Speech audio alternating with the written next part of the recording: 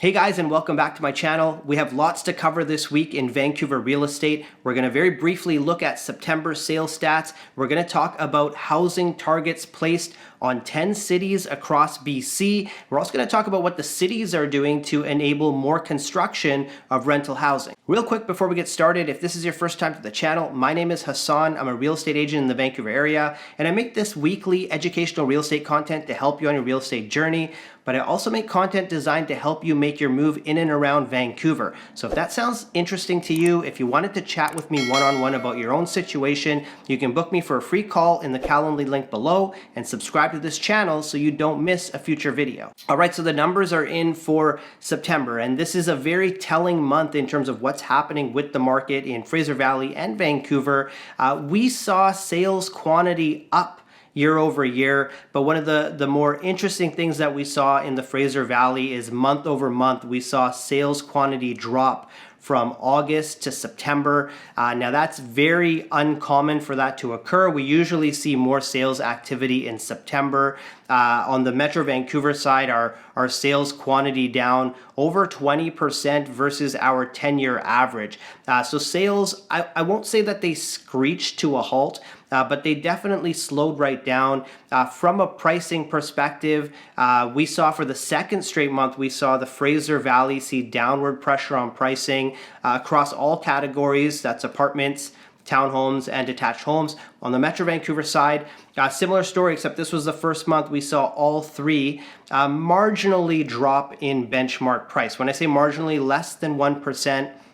But a couple videos ago, I did say that we were plateauing, and I think this is kind of what we're going to see heading into the winter months and to Q4. Now, if you guys recall, if you've been following my channel or you've been following the market for a while, one of the best buying opportunities that we've had since the pandemic came last year between September and December. It was a very quiet market, and that's why year over year right now, the sales numbers are looking pretty good, but don't let that fool you. That's not a sign of a hot market. What I think we're going to see moving forward now is similar to what we had last year. Not necessarily that this is going to be the greatest buying opportunity ever, but I do think there's opportunity for buyers. But this year, I think it's going to stretch. It's going to stretch into Q1. I say that because last year, at the end of the year, we had so many listings drop off. Inventory was incredibly low. This year, all year, inventory has been steadily building. So and inventory levels essentially are getting very close now, total inventory levels, to the 10-year average. I think they're about 5 or 6% off. So as inventory continues to climb, we have interest rates right now that fixed rates that are in the 6%, they're probably going to go to 7% next week. So incredibly high fixed rates. It's going to be tougher to qualify for a mortgage. Lock in your pre-approvals now. This is what's going to categorize. This is how the market is going to look for these winter months. So this is something that I would look at if I'm a buyer, whether it makes sense for me to make a move right now. You're not going to be competing as heavily for many properties. Market typically slows down heading into these months anyways. And if you're in a position where you're now able to look at more inventory because more is being placed on the market, you're not competing as much, might make some sense for you. Where I'm personally seeing a lot of not necessarily volume, but transactions happening and happening quick is in the luxury segment.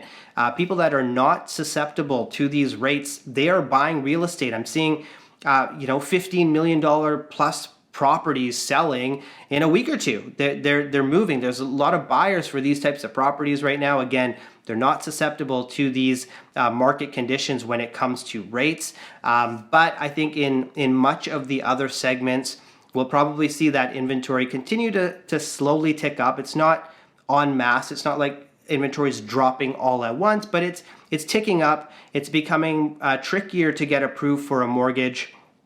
From an interest rate perspective, if we look forward, October 25th is the next rate announcement by the Bank of Canada. It could go either way. I have a very hard time seeing them raise rates. This time around, our GDP, our economy has essentially stalled right now. So all of these rate hikes, double-digit rate hikes over the last year and a half, they are I can't even say starting to take effect. They have been taking effect for some time. So again, I think it's going to be very difficult for them to raise rates. 2 more rate announcements until the end of the year, October 25th and early December will be the final one. So at this point, I'm going to say I think they're going to stand pat, but of course, anything can change with that. But that's kind of what we should be looking to expect. Is I think it's going to be quite a slow market transaction-wise. I don't expect pricing to fall off a cliff. When we look at one of the metrics we look at very closely is sales to active ratios. On the Metro Vancouver side, both townhomes and condos, they're actually just marginally still in a seller's market. They're around 21% of a sales to active ratio. Anything above 20% is a seller's market.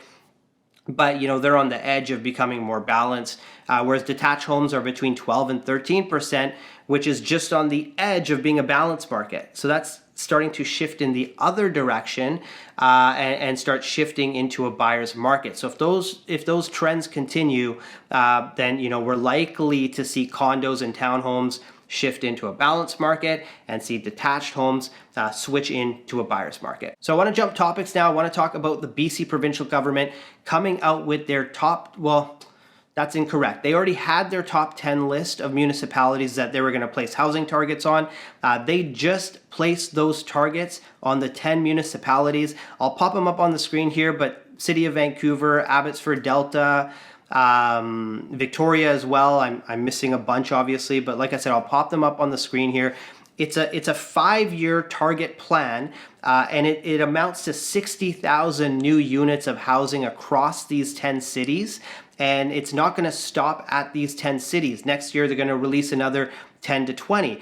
Now, how these targets work, some of the largest targets in terms of percentage growth, as you might imagine, Vancouver, Abbotsford. But the key thing with these targets, this is the most important thing, these are not targets to approve housing.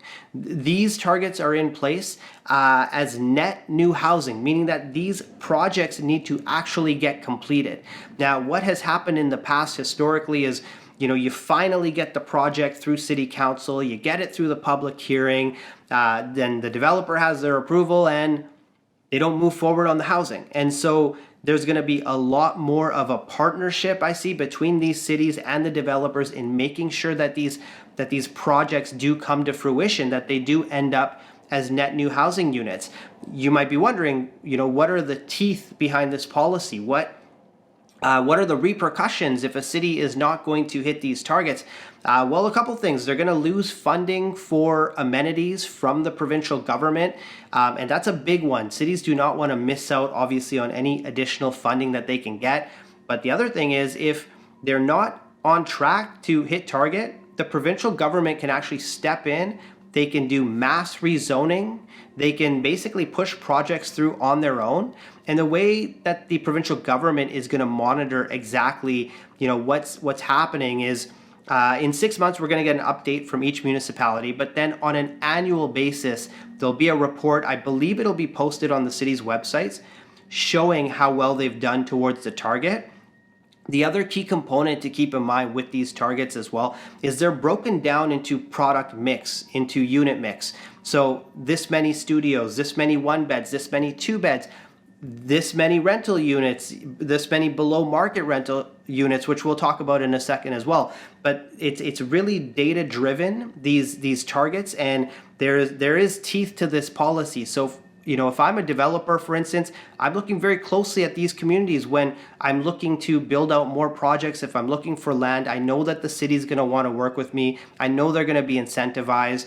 One of the things the City of Vancouver is doing right now in order to incentivize rental housing, knowing that this is on their target list, is they're starting to look at the below market housing component for a rental project. So I'm going to explain this to you. If a developer were to build a rental tower, let's say 18-story tower, they are required to have 20% of the units as affordable housing or below market rentals. Now, what has occurred back in 2017 or 2018 is these below market rental, the pricing was set for these units and never touched. So basically, as rent prices increased, this 20% that sat there stayed at that same rental amount. And this is another thing that made rental projects not feasible for developers, because that amount never changed. And so what City Council is looking at doing now is increasing the dollar amount. Right now, a 2-bedroom, I believe it's around $1,600 as an affordable housing component of one of these rental towers. They're looking at bumping that up just over $1,800. It's probably something that maybe should have been bumped up every couple years, but it's happening now. So it is refreshing to see the cities, tackling this housing crisis, the supply crunch, from many different angles, and there's no magic bullet. Right? So, they realize that we can't just approve housing. We have to make sure we're doing things to make the developers, want to push forward on these projects and actually complete them, rather than land bank and buy land and not actually move forward. So again, I think we're going to see more partnership between communities, between the cities themselves, added density types of environments as well in certain types of projects. The other thing the city is looking at in the City of Vancouver is they're looking at reassessing the current view cones that they have in the city. So a view cone is basically a series of protected views through the city. And the issue with these view cones is, even if zoning allows for 18 stories, 20 stories, whatever it might be, if there's a view cone that's within that range, that will supersede any zoning. So oftentimes a developer, the zoning may say they can do 18 stories, but because of a view cone, they can only do 12 or 13. Or they're having to spend more money to be able to design these projects in unique ways so they can avoid these view cones. So the City of Vancouver essentially is going to look at not necessarily eliminating all of them, but looking at certain ones and saying, is this still required? Do we need to protect these views? And, views are a very sticky topic depending on who you talk to in the city, but, the city's willing to look at it, and they're looking at it now. So like I said, there's stuff happening from all angles when it comes to this housing supply scenario. Yes, we are years behind. Are they trying to do something about it? Yes, so that's important for us to watch. Personally, I'll be looking forward to next year to see what the next 10 to 20 cities will look like in terms of housing supply targets.